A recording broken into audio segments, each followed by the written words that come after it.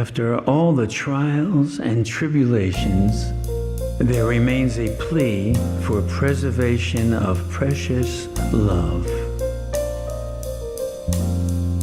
You almost lost the one you love. You suddenly return to her.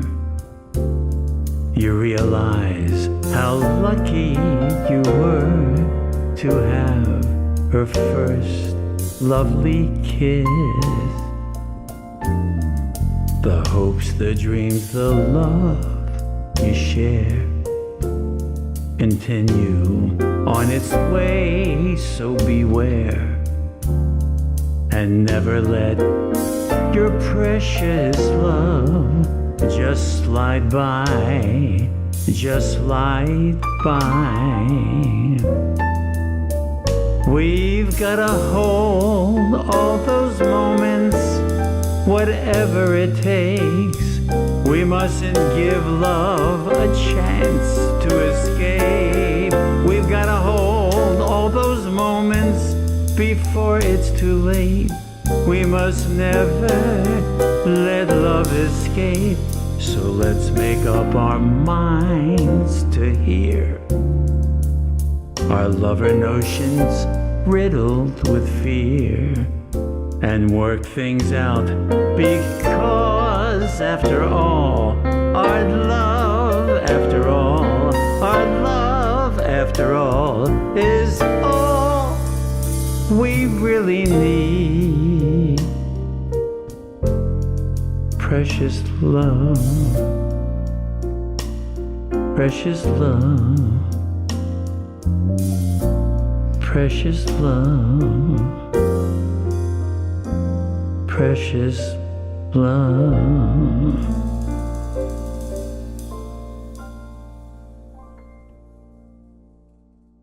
The term precious love certainly can have a number of meanings. One of them has to do with our natural design of having hearing, sight, speech, etc. Well, this story involves a 31-year-old avid golfer who was on the golf course, and he suddenly became blind, very abruptly. He was taken to an outlying hospital. I was called and had him transferred over to the Georgetown University Medical Center, where we did a couple of studies on him, and our initial impression was that he had a pituitary tumor that had bled into itself, called pituitary apoplexy, which is a desperate situation because the pituitary gland, where it sits in something called the sella turcica, is raised up and it pushes against the crisscross fibers of the optic chiasm. And this can cause immediate blindness, and you have to do your best to relieve that pressure as soon as possible.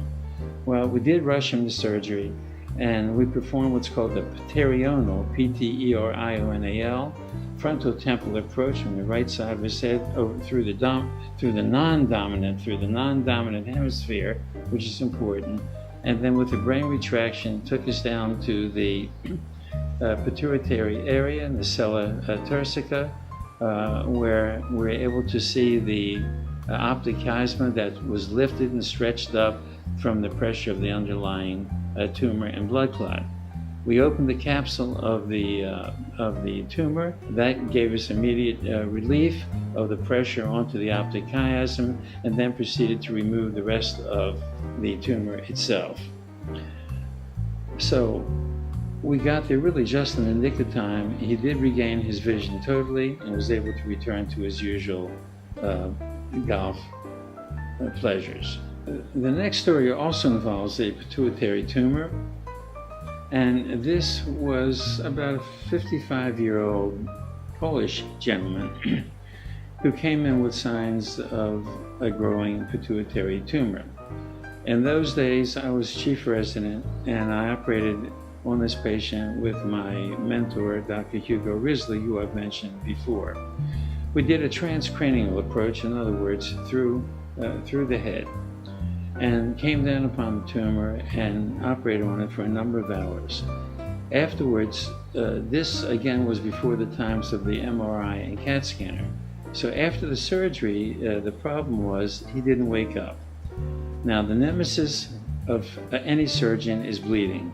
So when somebody doesn't wake up after surgery, the first thing you're thinking about is that he has continued to bleed inside the tumor bed where we removed the tumor. So we were obliged to take him back to surgery starting about 9 or 10 o'clock that night and worked on him until about 2 or 3 in the morning for this just constant nuisance, oozing bleeding that kept emanating out from the bed of the tumor where it was attached. Finally, everything was controlled, and I closed up the wound, transferred the patient to the intensive care unit.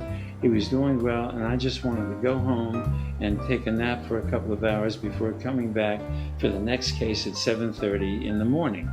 Well, as I was about to leave, my Professor Risley said to me, "Stopak, come here, I want to talk to you." I replied in a sort of wise guy fashion, "Boss, you've been talking to me all day long. What else do you want to say?" He said, "Don't be smart. Come here. I want to talk to you." So then he took me into the residence room, and I sat down in a chair, and I was a little concerned that maybe I didn't do something quite right. He smoked a pipe. So he had the pipe in his mouth like this, and his eyes were staring downward for what I thought was an interminable amount of time. And then finally, after what I thought was an incredible length of time, he looks up and with a twinkle in his eye says, "So, what did you learn about pituitary tumors today?" And for the next 2 or 3 hours before the next case started, we talked about the history and the presentation and all the different types of pituitary tumors. And that's the kind of a general you'd like to have when you're fighting a war. This man stayed with me, and anybody who did his duty with Dr. Risley is incredibly indebted and loyal to this fine surgeon and human being.